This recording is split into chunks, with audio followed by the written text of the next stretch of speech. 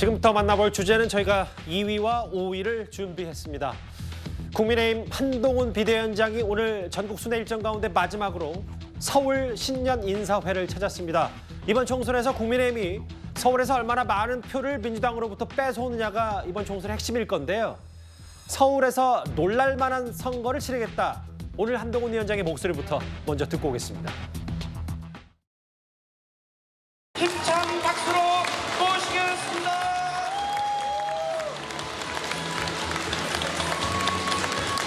드디어 서울입니다. 반갑습니다. 국민의힘 비상대책위원장 한동훈입니다. 우리 국민의힘의 행사에서 이렇게 뜨거워지면 되게 정숙해달라는 말씀을 많이 하는데요. 우리는 앞으로 정숙해서는 안 되고요. 더 뜨거워져야 합니다. 그래야 우리는 이길 수 있는 정당입니다. 우리 국민의힘은 현재 비록 소수당이지만 대통령과 서울특별시장을 보유한 당입니다. 우리의 약속은 곧 실천이지만 민주당의 약속은 약속일 뿐입니다. 우리는 실천하겠습니다.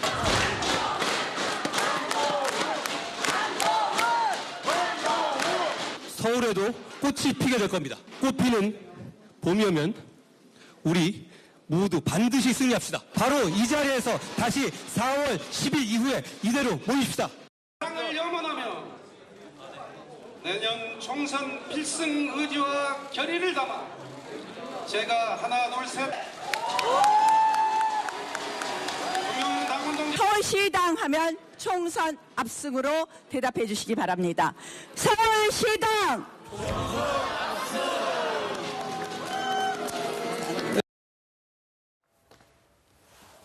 직함상력하고 나경원, 박진, 권영세, 배현진 이런 서울시 도전장을 내밀거나 현역 의원들이 포함된 오늘 서울시당 신년 인사회 분위기는 꽤 좋았습니다. 일단 하나하나 짚어보기 전에 오늘로써 한동훈 위원장의 전국 순회 일정이 마무리가 됐는데 최영우 의원님. 네. 대략적인 전국 투어에서 여러 메시지 있었고 특히 부산 가서는 본인의 엄청난 팬덤도 확인했는데 신년 인사회에 찾아다녔던 메시지들 몇 점 주시겠어요? 글쎄, 일단, 한동훈 위원장이 이제 일종의 데뷔 무대 아니겠어요? 근데 그 데뷔 무대를 지역 맞춤형 전략에 맞추어서, 그리고 이제 본인이 얘기했던 그 동료 시민이라는 그런 기준, 이런 데 맞춰서 그 상징적인 사례들, 이런 걸 발굴하고 하는 점에서 상당히 후한 점수를 받을 수밖에 없다. 그러나 이제 다만, 지금이 과연 본인의 그 어떤 PR을 위해서 다니는 건 아니잖아요. 결국 앞으로 80여일 앞으로 다가온 총선에 국민의힘이 어떤 점수를 얻을 것이냐 이런 데에 따라서 평가가 엇갈리게 돼 있는데 아직은 이제 보름 남짓한 기간 동안에 한동훈 위원장이 본인의 그 성과를 높이는 데는 성공을 했지만 문제는 이게 당 지지율로 지금 전이가 되질 않아요. 그러면 이걸 전이할 수 있는 방법을 앞으로 강구를 하지 않으면 지금까지 얻어놓은 본인 개인의 성적표 이런 것들이 이제 결국은 좋지 않게 평가를 받을 가능성이 대단히 높기 때문에 저는 지금 초반 보름여 동안에 한동훈 국민의힘 비대위원장의 개인 성적표는 좋지만 이것이 당과 또는 윤석열 정부 전체까지 지금 전이되는 그 흐름은 별로 보이지 않기 때문에 이 부분이 과제로 남는다 이렇게 생각을 합니다. 첫 데뷔전 정치적 점수는 어느 정도 높여줄 수 있는데 앞으로가 과제다 이런 평가 총평을 해주셨어요. 저 자리 이제부터 하나하나 만나볼 이 얘기입니다. 저 자리가 서울시당 신년인사회 열린 장소가 바로 마포였습니다. 한동훈 위원장이 그런데 저 마포에서 직접 김경률 비대위원의 출마 사실을 공개했습니다. 바로 정청래 의원 지역구에서 말입니다. 서울 마포 지역구에 더불어민주당의 정청래 의원이 있습니다. 개딸 민주주의, 개딸 전체주의, 운동권의 특권 정치, 이재명 개인 사당화로 변질된 안타까운 지금의 민주당을 상징하는 얼굴이 바로 정청래 의원입니다. 그러나 수많은 자질 논란과 부적절한 언행들, 그럼에도 불구하고 마포을에서는 민주당이 유리한 곳이니 이번에도 어차피 정청래가 될 거다라고 자조 섞인 말씀을 하시는 분들이 많습니다. 어쩔 수 없다고 합니다. 어쩔 수 없지 않습니다. 왜냐하면 이번 4월 선거에서 우리 국민의힘의 후보로서 김경률이 나서겠다고 하고 있기 때문입니다. 다들 아시다시피 김경률 회계사는 진영과 무관하게 공정과 정의를 위해서 평생 싸워왔습니다. 저는 기꺼이 받아들이겠습니다. 어제 인천 계양에서 그리고 오늘 이곳 마포에서 우리 국민의힘에게는 험지라는 말이 사라졌습니다. 저와 우리가 도전하는 곳은 지금부터 격전지입니다. 약속드립니다. 술잔이 식기 전에 돌아오겠습니다. 감사합니다. 제가 이렇게 어제 제 부탁을 수락하시자마자 바로 이렇게 이 자리에서 말씀드리는 이유는 혹시 마음 변할까 때문입니다. 공천은 시스템에 따라 이루어질 것이다 라고 말씀드리겠습니다. 거기에 중요한 도전자 있죠. 우리 당으로는 고마워하고 이렇게 이 의미를 부여할 만한 일이라고 생각합니다. 지는 선거가 의미가 있습니까? 계속 지면 의미가 있습니까? 이겨서 우리 당이 가지고 있는 철학과 우리 당이 가지고 있는 공약을 그 지역에 실천해서 그 지역민들의 삶을 개선하는 것이 우리의 목표입니다. 어제 한동훈 위원장이 인천에서 보시는 것처럼 원희룡 전 장관의 손을 맞잡고 여기서 한번 뛰어달라고 했던 바로 계양, 이재명 대 원희룡, 이른바 명룡대전이었다면 오늘 마포에서는 보시는 것처럼 본인이 직접 뽑은 비대위원 가운데 김경률 비대위원을 삼선의 정청래 의원, 본인이 직접 공개를 했어요, 한동훈 위원장이. 그러면서 하는 얘기가 바로 이것입니다. 서정욱 변호사님, 개딸 민주주의의 상징인 정청래 의원과 맞서달라. 이 화두라고 할까요? 그 수식어를 어떻게 평가하시겠어요? 뭐 저는 이제 정청래 의원이 두 가지의 상징으로 보는데, 첫째는 이제 그 개딸 전체주의 상징이 맞고요. 예. 그다음에 그 주사파 운동권의 상징이다. 두 가지. 예. 정청래 최고위원은 이제 그 1989년 건국대 4학년 때요. 예. 미국 대사관에 사제폭탄 4개를 던진 거예요. 물론 4개 다 불발이었지만, 그리고 이제 2년을 받고 대신에 이제 군대 3년 면제받고 나서 이제 영어학원 강사하다가 이제 정치에 입문했는데, 저는 한 번에 운동권 경력 가지고 얼마나 울게 먹었습니까? 지금 한번 끓은 영수증을 386, 486, 586, 지금 이게 686이 되도록 긁어 영수를 또 쓰는, 이게 바로 이제 그 운동권 세력이고 그중에 상징적 인물이 정청래 최고위다. 예. 이렇게 보고요. 그에 반해서 이제 김경률 회계사는요, 참여연대에서 상당히 그 활동하시다가 조국 사태를 계기로 이제 그 조국 흑서를 쓰고 우파 진영으로 어떻게 보면 이게 좀 넘어온 이런 데 분인데, 상당히 그 정의와 공정을 위해서 활동을 많이 하신 분이에요. 예. 이분이 오늘 멋있게 삼국지의 그 동탁을 토벌하기 위해서 8제후가 모여가지고 그때 조조 관우한테 그 화웅이라는 동탁의 수화를 치라 이랬더니 술 한 잔을 주니까 술잔이 식기 전에 목을 베우지 않습니까? 그 남자들이 자주 하는 얘기잖아요. 뭘 할 때, 게임하거나 경기할 때 나 이기고 들어올 때 짧게 금방 이기고 들어올 테니까 술잔 식기 전에 들어가 있다. 이게 본인 승리를 좀 잠담한 것 같아요. 그렇죠. 김경률 비대위원이. 뭐 제가 보기에 저는 상당히 좋은 승부가 될 거로 기대하는 게, 예. 왜냐하면 이게 그만큼 김병렬 회계사가 인지도나 여러 데 능력이 탁월하기 때문에 좋은 승부가 될 걸로 봐요. 정청래 의원이 개딸 전체주의 이재명 사당의 상징이기 때문에 한번 저렇게 보신 것처럼 또 한번 어제 원희룡 전 장관처럼 어깨동무도 하고 마포 현장에 손도 축혀 세우고요. 다음 화면을 보겠습니다. 서정숙 국장님, 김경률 비대위원이 직접 그 이른바 자객 공천에 대한 막전 막후를 설명하더라고요. 출마 생각해본 적은 없다고 한동훈 위원장 얘기를 했는데, 그러면 본인이 정청래 의원 삶과 비교해보고 마포 구민에게 어필해보는 건 어떨까? 그건 자신 있다.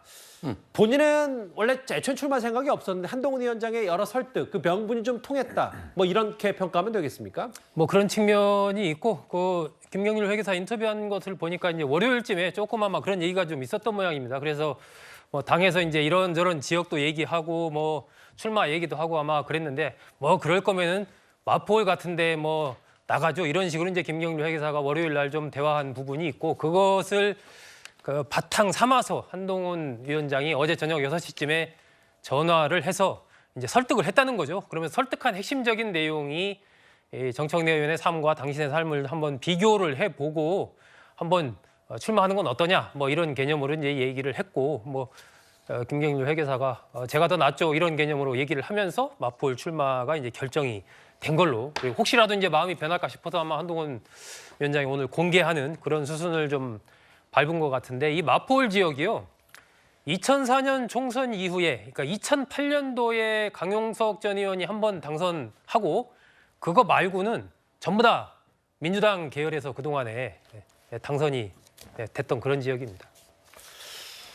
그 이제 전반적인 마포 지역의 특성은 저희가 좀 더 구체적으로 설명할 텐데 최병우 의원님, 네. 갑자기 단순히 궁금한 생각은 아까 저희 방송 전에 잠깐 얘기했던 정청래 의원은 무조건 공천을 받겠죠, 마포에? 글쎄 그걸 누가 장담할 수가 있을까요? 지난번 2016년에 이제 잘 아시다시피 김종인 비대위 대표가 이해찬 전 대표하고 정청래 의원을 공천 탈락시켰지 않습니까? 그리고 나서 이제 손혜원 의원을 공천해서 손혜원 의원이 이제 4년간 되고 이제 결국 물려받아서 본인이 또 이제 이어받았는데 정청래 의원은 워낙 그 상징적인 인물이에요.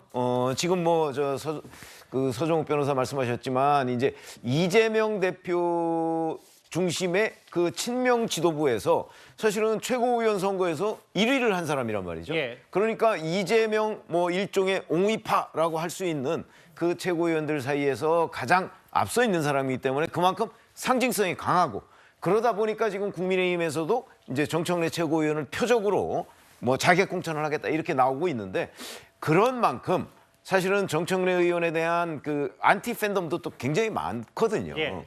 그래서 지금 만약에 이제 공천관리위원회가 본격적으로 공천 작업에 들어가면 그 상징성 때문에 운명이 자칫하면 갈릴 수도 있어요. 정청래 의원도. 정청래 의원도 저는 그렇게 생각을 합니다. 예. 만약에 정청래 의원도 본인 지역구를 사수해서 이번 총선에 다시 나서고 그러면 이렇게 김경률 최고 비대위원과 맞붙게 될 텐데 만약에 이것도 교통정리가 국민의힘 된다면 한동훈 위원장이 이재명 대표에 이어서 이렇게 정청래 의원을 두 번째 자객 공천으로 삼은 것도 여러 그간의 이유가 있을 겁니다. 윤석열 대선 당시 후보가 이런 얘기를 했어요. 손실이 많이 나서 집사람이 증권사를 옮기고 선수 이 씨와 절연했다. 이거 허위사실 유포 아닙니까? 저는 이 사안의 내용에 대해서 정확하게 알지 못합니다. 검찰에서 지금 투명하게 수사하고 있다고 생각합니다. 불리한 건 모르는군요. 제가 이 사안을 자, 그런데 하나하나 말한다면 제가 이재명 사안을 물어봐도 다 하나하나 답을 해야 되지 않겠습니까? 장관은 참기름 들기름 안 먹고 아주까리 기름 먹어요? 그게 무슨 소리입니까? 아주까리 기름. 이렇게 깐죽대요. 장관님, 예. 모든 아내는 법 앞에 평등하다. 맞는 말이죠. 그게 또 무슨 말씀이신 거예요? 모르면 통과.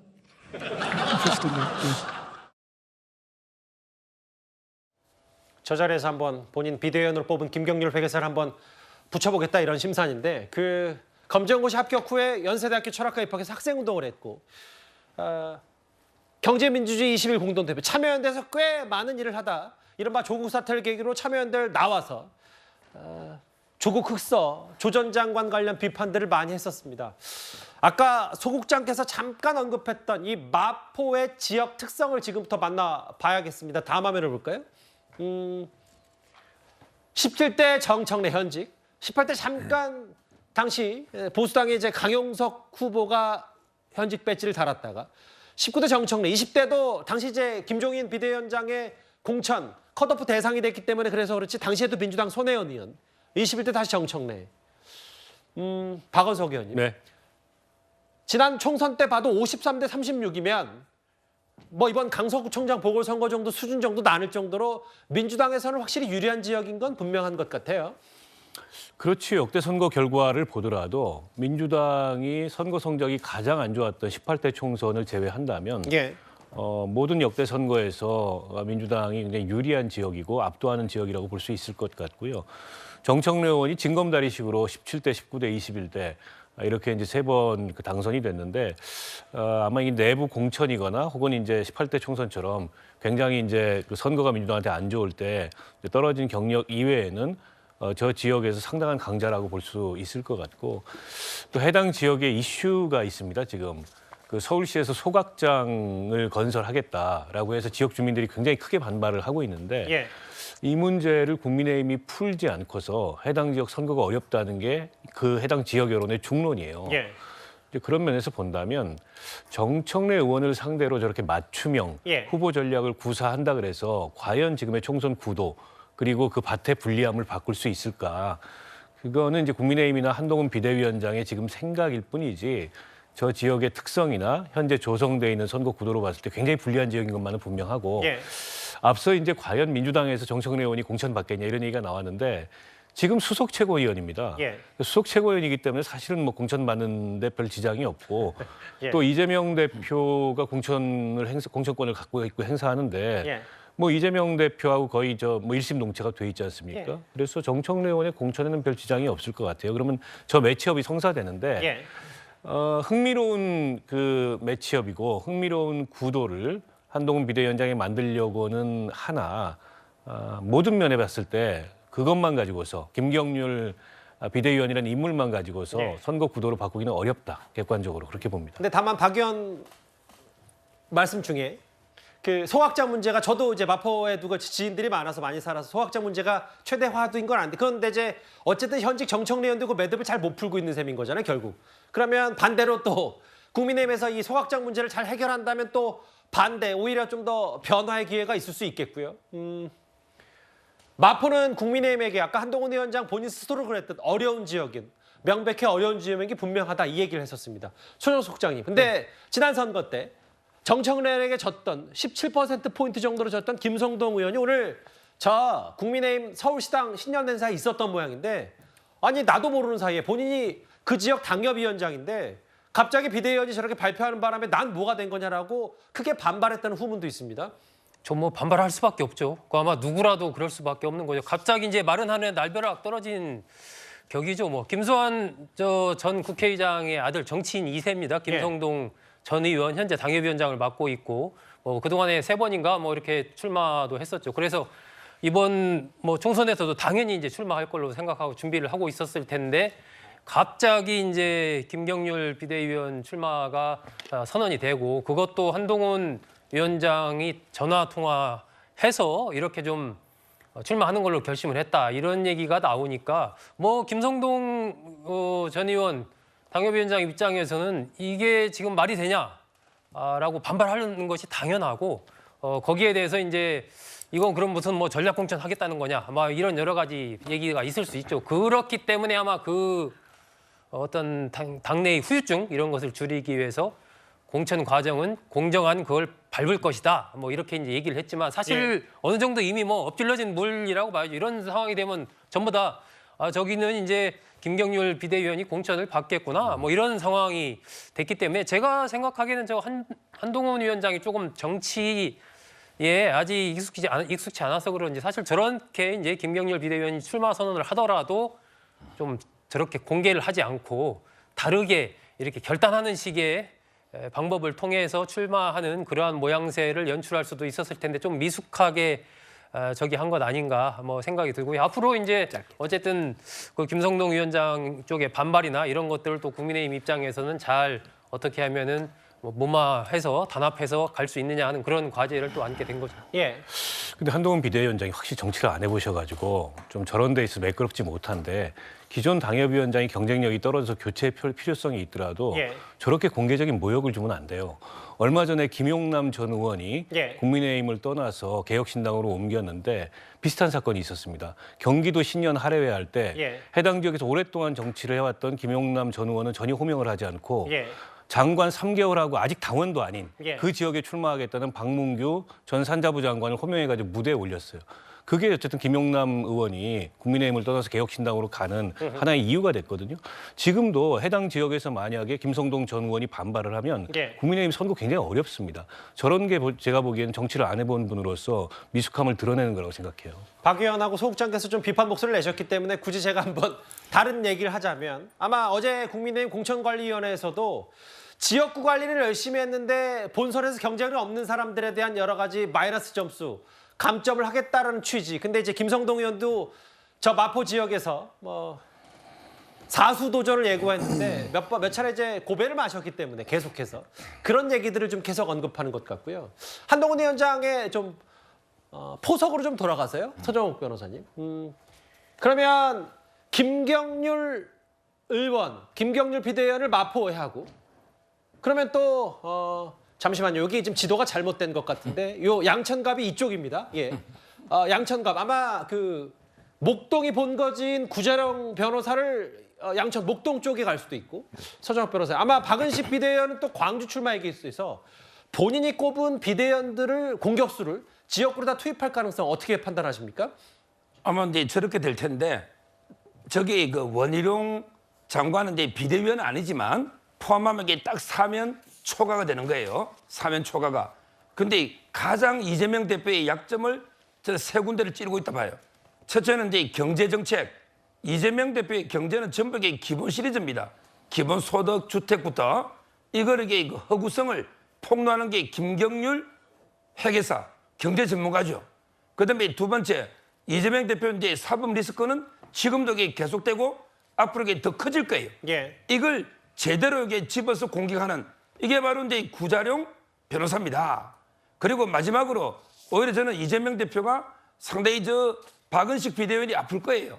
왜 그러냐면 이게 지금 가장 흔들리는 게 호남입니다. 뭐 여론조사 언급 안 하더라도 예. 호남에서 이게 민심이 출렁출렁합니다. 그런데 박은식 비대위원이요. 한양대 의대논 의사면서 고려사이버대학교 법학학사입니다. 의학학사면서 이게 법학학사예요. 상당히 활동을 많이 한 능력 있는 분입니다. 저분이 광주에서 계속 이제 이재명 대표를 비판하면 저는 상당히 그 아픈 부분이 될 것이다. 예. 그래서 이제 한동훈 위원장이 본인이 뽑은 비대위원들을 각 요소에 이재명 대표 저격수로 배치하고 있는 거예요. 원희룡 전 장관 혹은 오늘 김경률 비대위원의 뭐 구자룡 변호사, 구자룡 비대위원까지 하면 뭔가 이제 본인이 추구하는 반 이재명 혹은 운동권 타파 이런 메시지들이 적재적소의 출마로서 지역구 출마로서 메시지화되는 거 아닌가 이런 생각을 한동훈 위원장 스스로 할 수 있겠습니다.